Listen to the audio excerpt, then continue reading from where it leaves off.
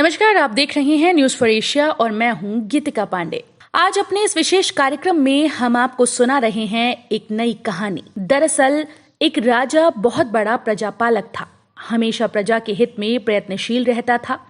वो इतना कर्मठ था कि अपना सुख ऐशो आराम सब छोड़कर सारा समय जन कल्याण में लगा देता था। यहाँ तक कि जो मोक्ष का साधन है अर्थात भगवत भजन, उसके लिए भी वो समय नहीं निकाल पाता था। एक सुबह राजा वन की तरफ भ्रमण करने के लिए जा रहा था कि उसे एक देवता के दर्शन हुए। राजा ने देव को प्रणाम करते हुए उनका अभिनंदन किया और देव के हाथों में एक लंबी चौड़ी पुस्तक देखकर उनसे पूछा, महाराज आपके हाथ में क्या है? देव बोले, राजन ये हमारा बही खाता है जिसमें सभी भजन करने वालों के नाम हैं। राजा ने निराशायुक्त भाव से कहा, कृपया देखिए तो इस किताब में कहीं मेरा भी नाम है या नहीं। देव महाराज किताब का एक एक पृष्ठ उलटने लगे, परंतु राजा का नाम कहीं भी नजर न आया। राजा ने देव को चिंतित देखकर कहा, महाराज आप चिंतित ना हो, आपके ढूंढने में कोई भी कमी नहीं है। वास्तव में ये मेरा ही दुर्भाग्य है कि मैं भजन कीर्तन के लिए समय नहीं निकाल पाता और इसलिए मेरा नाम यहाँ नहीं है।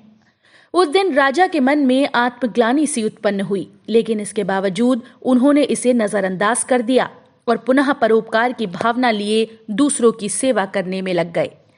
कुछ दिन बाद राजा फिर सुबह वन की तरफ टहलने के लिए निकले तो उन्हें वही देव महाराज के दर्शन हुए।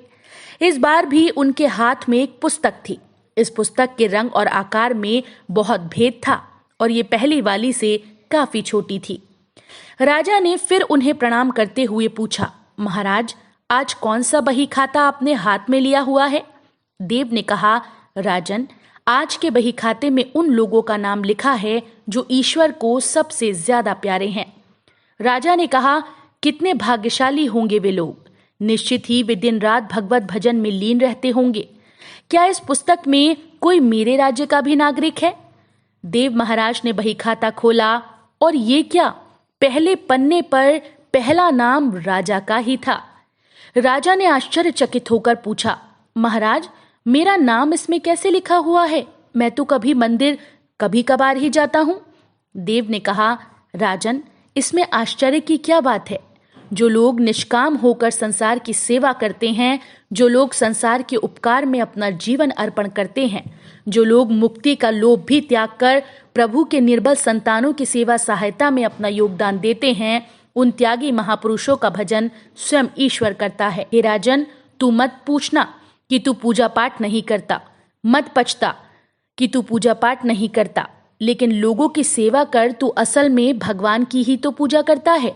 परोपकार और निस्वार्थ लोक सेवा किसी भी उपासना से बढ़कर है।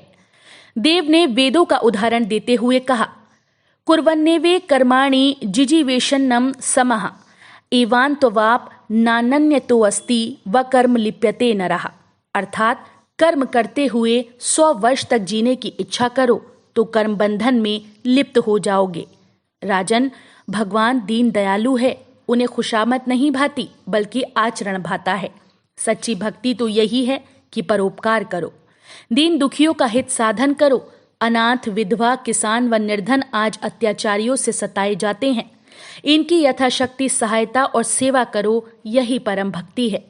राजा को आज देव के माध्यम से बहुत बड़ा ज्ञान मिल चुका था और अब राजा भी समझ गया कि परोपकार से बड़ा कुछ भी नहीं और जो परोपकार करते हैं वही भगवान को सबसे प्रिय होते हैं। मित्रों, जो व्यक्ति निस्वार्थ भाव से लोगों की सेवा करने के लिए आगे आते हैं, परमात्मा हर समय उनके कल्याण के लिए यत्न करता है। हमारे पूर्वजों ने कहा भी है, परोपकाराय पुण्याय भवति, अर्थात दूसरों के लिए जीना, दूसरों की सेवा को ही पूजा समझकर कर्म करना, परोपकार के लिए अपने जीवन को सार्थक बनाना ही सबसे बड़ा पुण्य है। और जब आप भी ऐसा करेंगे तो स्वतः ही आप ईश्वर के प्रिय भक्तों में शामिल हो जाएंगे।